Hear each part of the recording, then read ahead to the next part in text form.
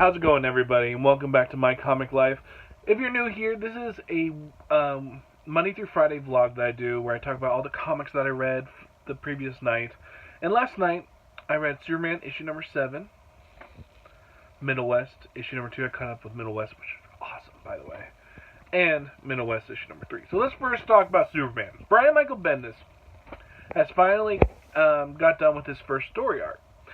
It was an okay story arc, not anywhere near of any great story that you've seen in Superman, but the whole entire, with DC bringing on Bendis, it was supposed to be this glorious thing. He's taking over Superman.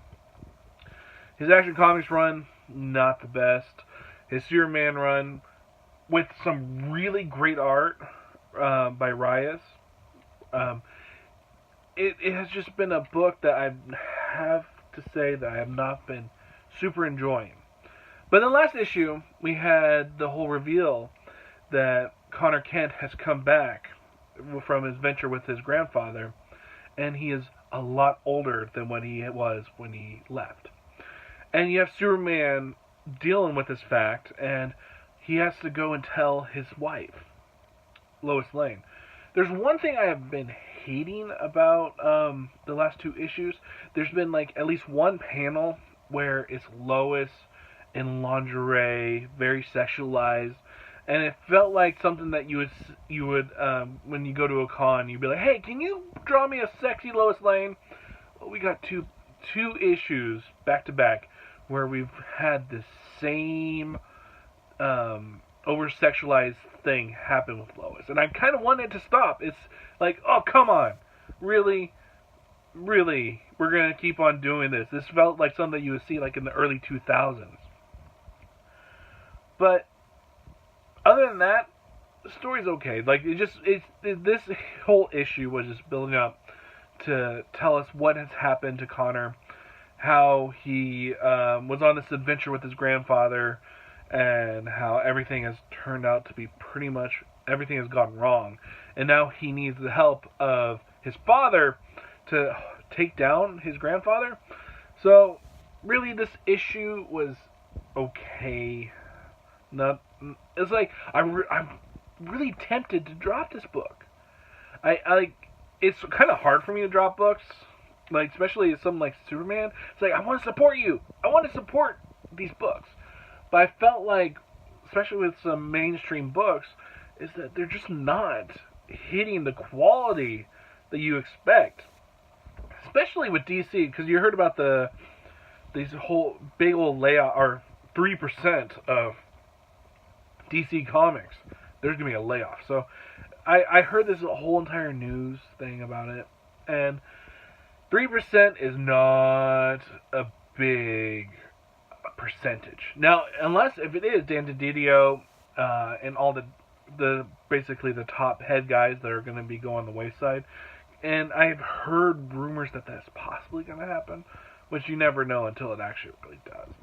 But if it does happen, I'm a little bit more excited to see where somebody else would take these books. Because under Dan DiDio, like the New 52, which got me back into comics really hard, it kind of like went on the wayside, and I was like, oh, okay, I don't know if I really want to, keep on investing into these books. And then Rebirth happens. I read a couple trade paperbacks, and it just got me back into the whole entire thing. But Bendis on Superman, definitely not the greatest, but I've definitely read a lot worse. Now let's talk about a book that I absolutely love with Middlewest. Scotty Young, the writer. You all should know who Scotty Young is. Anytime you've seen a really cute cover for any book, like he's done so many covers, you could tell when a Scotty Young cover, what is a Scotty Young cover, because his trademark with his art is so genuine that it's really something special. And to know that he's a writer also, which I had no idea. All I knew him was as the art guy. So when he came out with Bully Wars, which was the first time I noticed that he was an actual writer, I really enjoyed the story. His artwork was brilliant as always. And then I hear about Middlewest. Middlewest is such, it's like superior than most of the books that I read at this very moment. We have a story of a boy in the first issue where he has to live up to such high standards with his father. He misses like the first paper route day, or he was late for the paper route for the very first time in like 3 years. And his dad just reams right into him. And he kind of has like a little rebellious state where he's like, all right, I'm going to just show my father. And so he decides, with a little bit of persuasion from his fox, which is his fox friend is awesome, to just blow off the whole paper route and go out with his friends. And of course, more bad things happen with his friends where they get caught for stealing. And so we have this confrontation in the first issue with his father. And this little boy in Abel basically stands up to him, stands up to his father. And the father turns literally into this storm that just destroys everything around him. And the anger from this kid, I can so relate, because I was basically that kid, growing up with a father that just would not let anything pass, and just would not give you any goodwill. He just was angry all the time. So when I read the first issue, I was just like, whoa, this is powerful stuff. So now he's on an adventure. He ran away from home, and he's exploring this world of Middlewest. And so we have him on this train in the second issue. And when he had his confrontation with his father, in the storm state, touched his chest. And almost like a tattoo or an infection has started to happen. And we have this wizard guy who comes and rescues our hero and Abel, and takes Abel and his pet fox to his place, and kind of explains what the whole entire infection that is going on in his body, what it's about, and who can actually almost cure him. And so, like, the second issue I thought was even superior than the first issue, where the first issue was a lot of setup. Where in the second issue we got a lot more of the world, but just the world building in the second issue was just brilliant. And it felt to me like this was like the beginning of the Lord of the Rings, the Fellowship of the Rings, where you have Frodo and Sam just going down into the world and meeting little side characters here and there. And it felt like this issue was the thing that was just building up, and I was just so engrossed. And then you get to the third issue, where we get to see the after effects of the anger of the father. And I was just like, oh my god. Okay, I did not expect to follow his story as well, where after he's like, where's my son?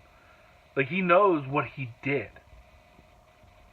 And of course, everyone in the town's okay, except we can't find your son. We don't know where he's at. So now the father's on a journey to find his son and hopefully reconcile with the whole entire events that took place. And this book, it just blew my mind. I would say that the third issue is the weakest out of the three, just because of the fact that we got a little bit of story with the father, which I thought was the most interesting. I would have loved just to see a whole book of the father, and then have each issue going back and forth between the two. And then you get to see Abel and the fox. Basically, they ran away from the wizard because they're like, we got like the information we want, but we just cannot sit still. We need to keep on moving forward. And they get in a fight with the troll, and I thought the troll part was the weakest part of the whole entire series up to now. But Middlewest by George Cornell and our art by George Cannell and writing by Scotty Young, is just so strong.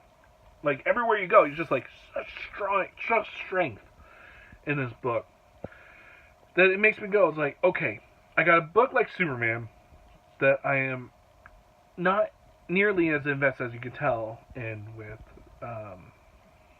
Middlewest. So it makes me think, it's like, why do I keep on holding on to a book like Superman when I could give that money to something else that could hopefully get up to a book like Middlewest?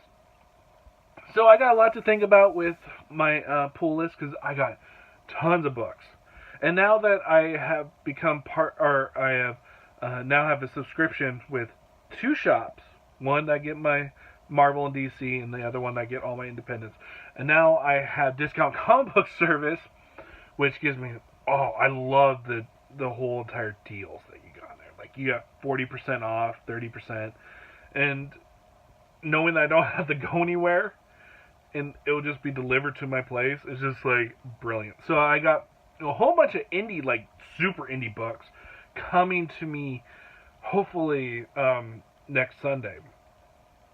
So, or Saturday. I think I've seen people, their books, because I get mine once a month.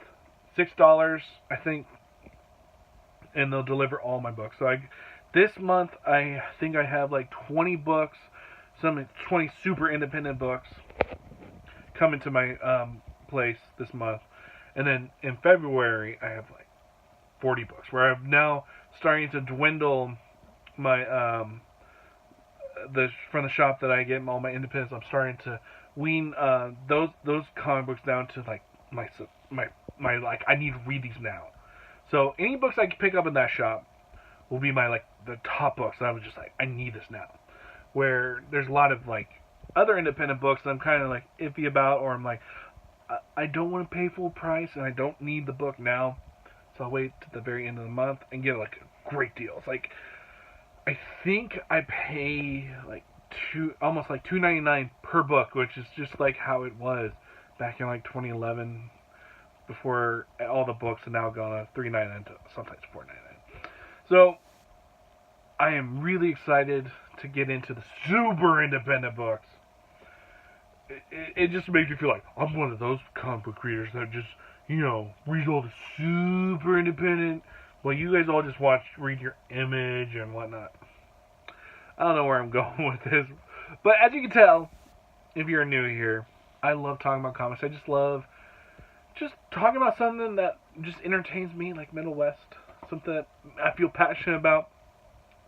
So hopefully, if you're new here, hit that subscribe button.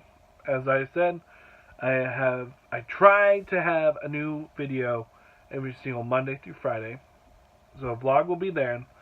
And then if like if a series that I've been reading is going to come out to trade paperback, I will go and review the whole entire story arc and tell you guys if you guys should pick it up or if you guys should wait. And those books or those videos should come out either on Saturday or Sunday. So there's a lot of excitement going on with my channel. I am just all in. And I hope you guys all have a great Monday. And I'll see you guys tomorrow on My Comic Life. See ya.